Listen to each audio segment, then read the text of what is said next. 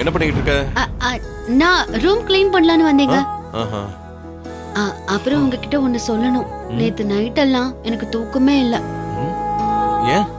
நீங்க கவிதை மழையா கொட்டினீங்கல்ல, அதனாலதான். ஓ,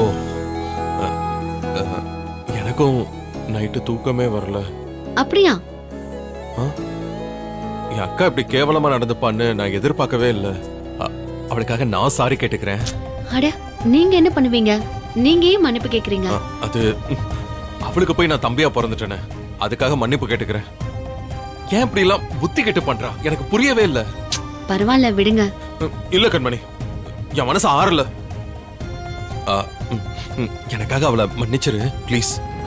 அப்போ சாரி சாரின்னு ஒரு 1000 தடவை நீங்க சொல்லி ரெக்கார்ட் பண்ணிக்கோங்க. நான் உங்க குரலை கேட்டுக்கிட்டே இருப்பேன்.